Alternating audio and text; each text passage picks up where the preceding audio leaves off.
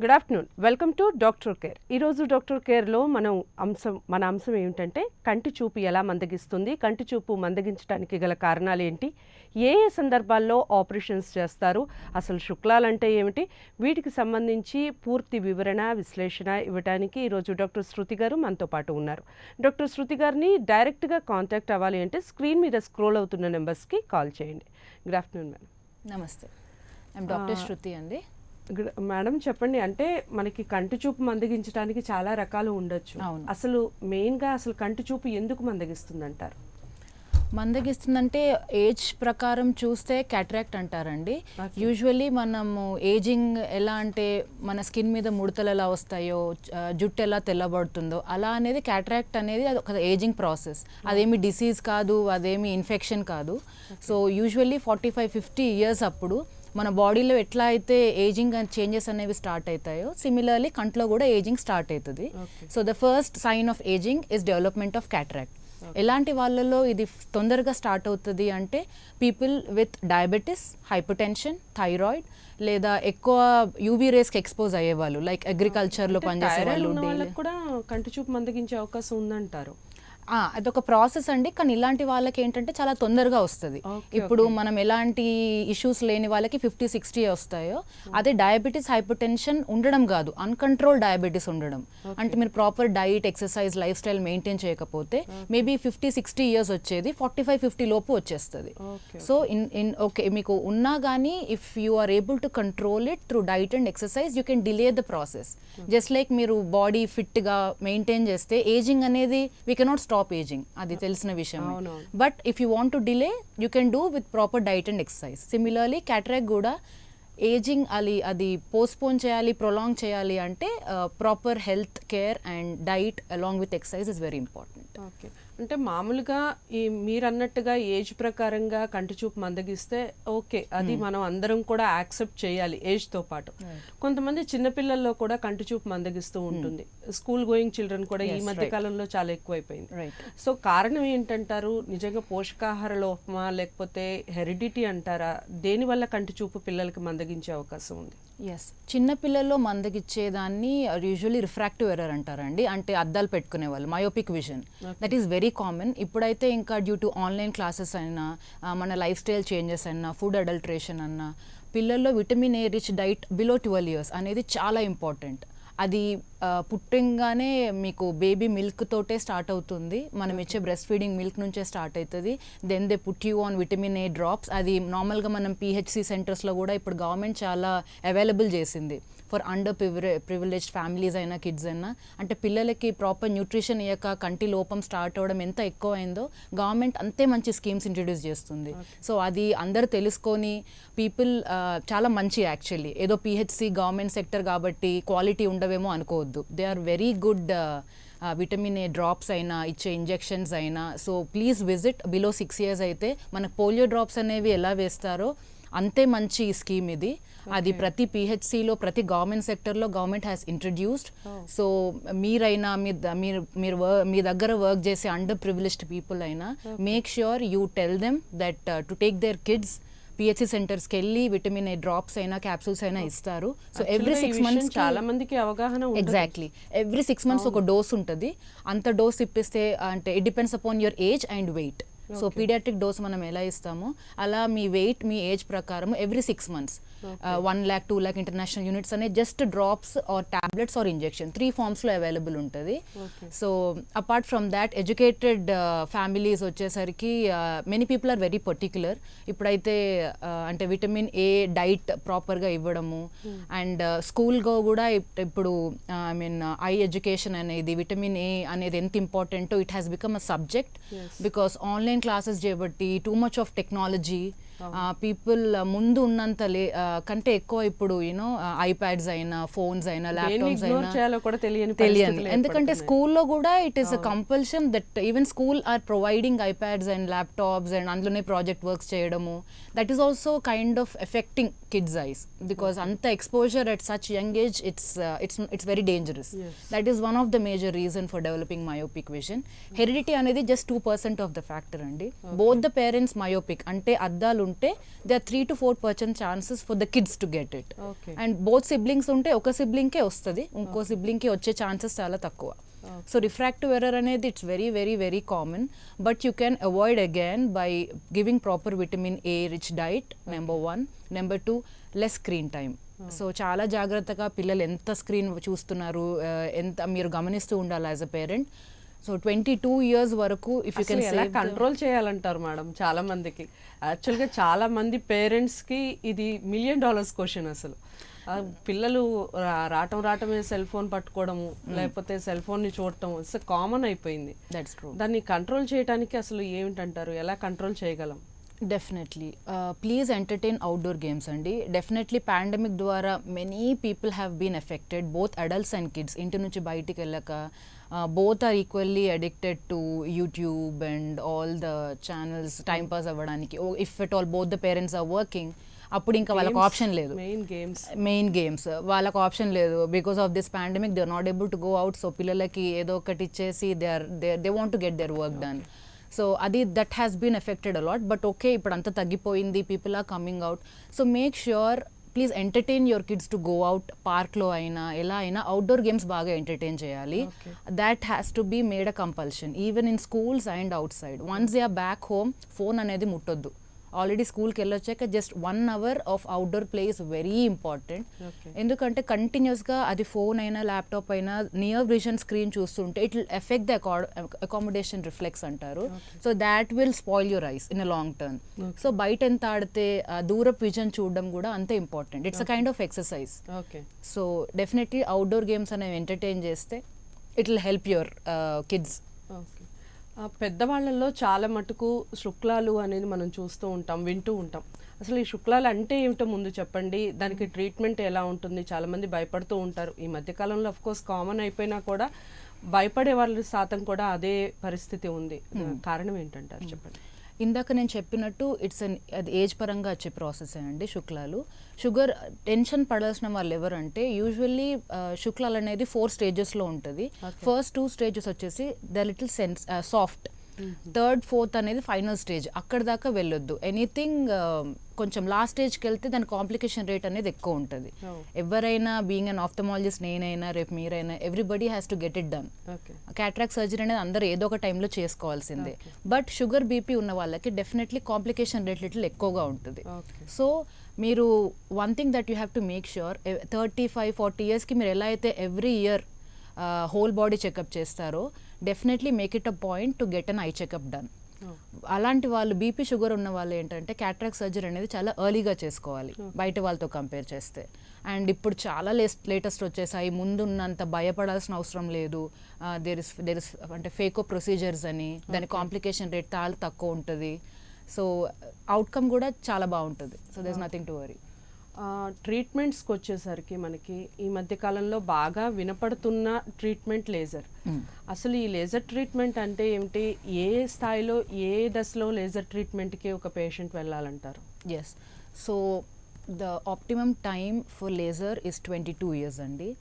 And it is specially minus అంటే అద్దాలు ఇష్టపడని వాళ్ళు లేజర్కి వెళ్ళడము అనే కాన్సెప్ట్ నేను ఎప్పటికీ ఒప్పుకోను. But that is how doctors advertise for laser. Okay, that is a very wrong concept. See, -2 to -3 vision nunchi you can go for LASIK. Otherwise specs are anytime a beautiful option andi. -1.50 ఉన్న వాళ్ళు just specs పెట్టుకోవడం ఇష్టం లేక లేజర్కి వెళ్తున్నారు. See, always it's better not to touch the natural anatomy.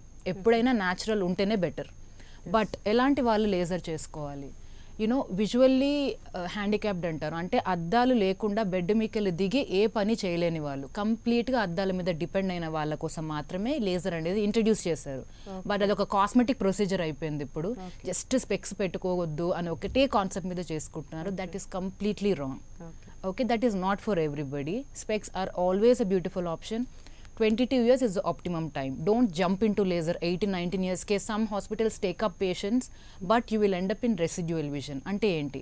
22 years వరకు vision పెరిగే chances ఉంటుంది. మీరు 19 years ఉన్నప్పుడు సర్జరీ చేసుకొని కంప్లీట్గా కరెక్ట్ అయిపోయినా you have 3 more years. If you're unlucky ఆ 3 yearsలో మళ్ళీ పాయింట్ వచ్చే ఛాన్సెస్ ఉంటుంది. There is no repeat laser. Single laser and it's one time. So don't jump into laser at very young age. Please wait till 22 years. And that is a prime age. చేసుకోవడమే కాకుండా దాని తర్వాత treatment చాలా మంది neglect చేస్తారు because laser is instant result. ఇలా surgery చేస్తే 1 hourలో your vision is like completely normal, like miracle. అప్పుడు they tend to avoid because post 1 week మిమ్మల్ని స్టెరాయిడ్స్లో పెడతారు, యాంటీబయాటిక్స్లో పెడతారు, మ్యాక్సిమం 2-3 days వాడతారు and patient just leave it. That will end up in serious complications.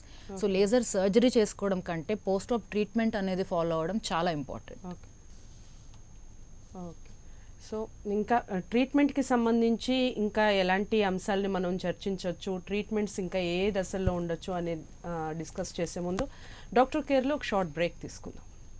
Welcome back to doctor care. ఈరోజు doctor కేర్లో కంటి చూపు ఎందుకు మందగిస్తుంది, అసలు కంటి చూపు మందగించడానికి గల కారణాలు ఏంటి, ఏ దశలో ఆపరేషన్స్ చేస్తాము, దీని గురించి డిస్కస్ చేస్తున్నాము.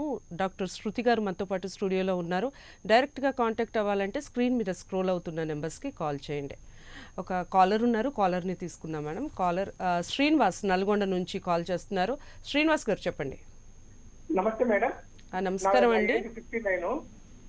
మీరు శృతి గారితో మాట్లాడండి, డైరెక్ట్గా డాక్టర్ గారితో మాట్లాడండి. శ్రీనివాస్ గారు, మీకు ఏ సమస్య ఉంది కంటికి సంబంధించి చెప్పండి. Okay madam, thank you. చెప్పండి శ్రీనివాస్ గారు. నమస్తే మేడం, నా పేరు శ్రీనివాస్ అండి. నా ఏజ్ 59. అయితే నాకు లైట్ గా రెటీనా మీద సన్నగా పొర వచ్చింది అని డాక్టర్ గారి దగ్గర పోతే రెటీనా మీద ఉంది, క్యాట్రాక్ట్ ఉంది, 2 కలిసి చేయాలని ఒక డాక్టర్ అన్నారు. ఒక డాక్టర్ దగ్గర పోతే ఏమన్నారంటే ఇప్పుడు రెటీనా ముట్టుకోవటం ఎందుకు, ఓన్లీ క్యాట్రాక్ట్ చేపించుకుంటే సరిపోతుంది, మీకు పాతు పట్టే ఉంటది, అప్పుడు తగ్గకపోతే మళ్ళా రెటీనా చేసుకోవటం మంచిదని అన్నారు.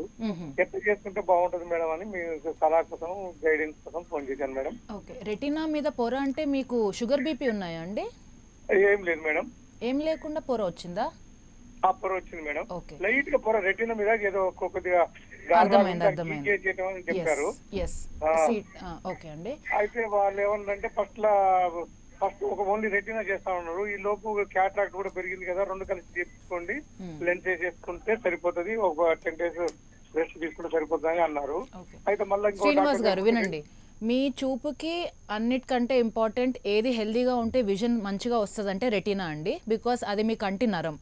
ఓకే, మీకు ముందు అనేది క్యాట్రాక్ట్ ఇక్కడ ఉంటే రెటీనా వెనకాల ఉంటుంది. ఓకే, మీరు క్యాట్రాక్ట్ తీసేసినా మీ రెటీనా హెల్దీ లేకపోతే విజన్ అనేది అస్సలకే రాదు. సో ఎప్పుడైనా any doctor will always treat the retina first. అంటే మీ ప్రైమ్ నరం అనేది అది బేసిక్, అది సరిగ్గా లేకపోతే ముందు ఎన్ని సర్జరీస్ చేసినా మీ కంటి చూపు అనేది రాదు. Okay, so it's advisable retina మీద పొరేది ఉందో అది ఫస్ట్ తీపించుకోండి, దాని ట్రీట్మెంట్ అయ్యాకనే go for a cataract surgery. Because రెటీనాలో ఏదొచ్చినా it's an emergency, but cataract can wait. Cataract is not an emergency, it can wait. మీకు క్యాట్రాక్ట్ చేసినా చూపు అనేది రాకపోతే అది ఇంకా డిఫరెంట్గా ఉంటుంది. So always go for a retina treatment prior, అది ట్రీట్ అయ్యాకనే go for a cataract surgery, అప్పుడు మీ విజన్ అనేది బెటర్గా వస్తుంది. ఓకే, కంటి చూపుకి సంబంధించి మాట్లాడుతున్నాం. కంటి చూపు మందగించడానికి గల కారణాలు చెప్పున్నారు. అండ్ ఆపరేషన్లో మీరు అన్నట్టుగా లేజర్ ట్రీట్మెంట్ అనేది చాలా లీస్ట్ తర్వాత ఇంకా కంటి చూపు అసలు కనపడదు అన్నప్పుడు మాత్రమే తీసుకోవాలి అని చెప్తున్నారు కదా, దాని గురించి చెప్పండి మేడం. సో అంటే ఈ మధ్యలో చాలామందిని చూస్తున్నాను, అది మెడికోస్ అయినా సాఫ్ట్వేర్ ఇంజనీర్స్ అయినా దే జస్ట్ కమ్ 0.5 ఉంది, జస్ట్ -1 ఉంది, చాలా మినిమం పవర్, కానీ నాకు స్పెక్స్ పెట్టుకుంటే నా ఫేస్కి సూట్ కాదు, నాకు పెట్టుకోవడం ఇష్టం లేదు, ఇంట్లో ఫంక్షన్స్ ఉన్నాయి, అది ఇది.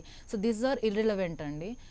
I always advise laser is for a high myopic patient, so it's always better to save your natural eye. That is a concept. Okay, so అందరూ విజన్ అనేది డిఫరెంట్గా వస్తుంది, అది ఓకే, కానీ మనం వాడే మన లైఫ్ స్టైల్ ముందులా కంపేర్ చేయకుండా మనం వాడే ఎక్సెసివ్ ఫోన్ యూసేజ్ అని, లేకపోతే మన ఎక్సెసివ్ స్క్రీన్ టైం కానీ, any post laser patient or ending up in dry eye. Dry eye అనేది చాలా చాలా సీరియస్ కాంప్లికేషన్. ఒక 100 పేషెంట్స్కి లేజర్ అయితే on an average 90 patients will end up in dry eye. That is because మీరు ఎంత treatment కరెక్ట్గా వాడినా ఆఫ్టర్ 1 వీక్ మాత్రమే మీకు స్టెరాయిడ్స్ ట్రీట్మెంట్ అనేది యాంటీబయాటిక్స్ అనేది పెడతారు. దాని తర్వాత you're back to your routine. Okay 6-7 hours of phone usage, 4-5 hours of laptops అయినా, స్క్రీన్ టైమ్ అయినా, this is any time unsafe for your okay natural. నేను అదే అడుగుదాం అనుకుంటున్నాను madam. After laser treatment okay వాళ్ళు ఒపీనియన్ తీసుకొని వాళ్ళు లేజర్ ఖచ్చితంగా వెళ్ళిపోవాలి అనుకుంటారు. మళ్ళీ మనం రొటీన్ లైఫ్లోకి వెళ్ళిన తర్వాత మళ్ళీ మీరు అన్నట్టుగా అవే ల్యాప్టాప్స్ చూస్తూ ఉంటారు. వాళ్ళ నేచర్ ఆఫ్ వర్క్ అదే అయి ఉంటుంది కాబట్టి మళ్ళీ ఇలా అంటే లైట్ వెలుతురుగా ఉండే వర్క్ చేస్తూ ఉంటారు.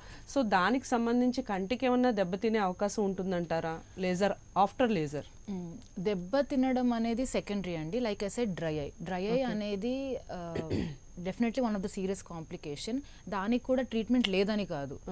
You are kept on lubricants. Usually ప్రతి లేజర్ పేషెంట్ని బికాస్ పైన పొర అంటే ఈ నల్ల భాగం మీద ఉందని కార్నియా అంటారు. మీకు అయ్యే లేజర్ ఆ కార్నియా మీద అవుతుంది.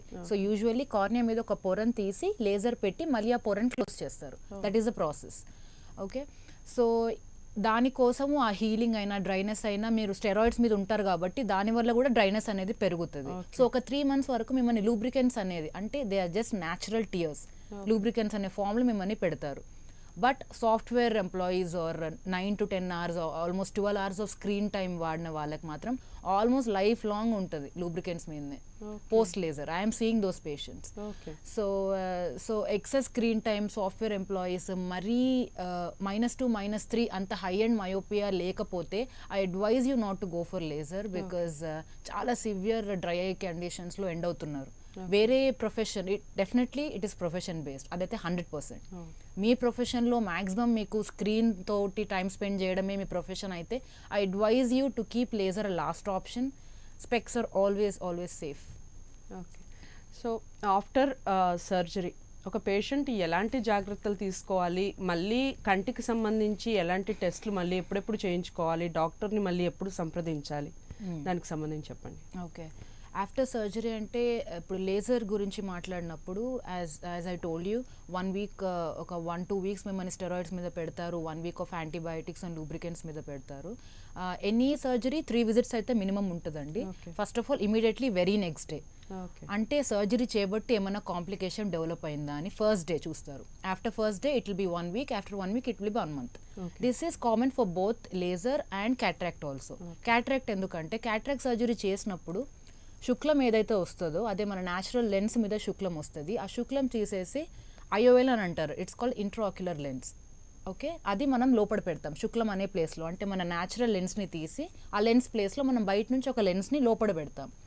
ఆ లెన్స్ అనేది ద వెరీ నెక్స్ట్ డే ఎందుకు పిలుస్తారు, లెన్స్ అనేది కరెక్ట్ ప్లేస్లో ఉందా. మనం ఎంత పర్ఫెక్ట్గా సర్జరీ చేసినా ఇంటికి వెళ్ళి పేషెంట్ సడన్గా దగ్గినా గట్టిగా తుమ్మినా ఒకవేళ ఏదైనా బరువైంది లేపినా లెన్స్ బయటికి వచ్చే ఛాన్స్ ఉంది. బికాస్ అది కట్ ఎంతైనా it's a cut procedure. Cut చేసి లెన్స్ లోపల పెడతాం కాబట్టి ఆ వూండ్ అంటే ఆ ఓపెనింగ్ అనేది హీల్ కావడానికి మినిమం 1 week టైం పడుతుంది. ఆ 1 week చాలా జాగ్రత్తగా మీకు కోల్డ్ ఉన్నా కఫ్ ఉన్నా ఎక్కువ దగ్గొద్దు, ఎక్కువ తుమ్మొద్దు, ఏదైనా బరువైంది లేపొద్దు, పిల్లో పెట్టుకొని పడుకోవద్దు. బికాస్ అద్దం అనేది స్టిక్ అయ్యే వరకు ఓకే ఒక 1 weekలో ఆ ఓపెనింగ్ ఏదైతుందో అది హీల్ అయ్యే వరకు చాలా జాగ్రత్తగా ఉండాలి. ఓకే సో మేడం చెప్పండి, అంటే అసలు ఈ కంటి చూపుకి సంబంధించి నయనేంద్రియానం సర్వం ప్రధానం అని అంటూ ఉంటారు కదా. సో అసలు కళ్ళు బాగానే ఉండాలి, అసలు పాడు కాకుండా ఉండాలంటే ఎలాంటి ఆహారం తీసుకోవాలి, ఎలాంటి జాగ్రత్తలు తీసుకోవాలి ఒక హ్యూమన్ బీయింగ్ చెప్పండి. Definitely out of all the sense organs eyes are the major sense organ. అది తెలిసిందే. And they are the most sensitive sense organ. Fortunately unfortunately that is true.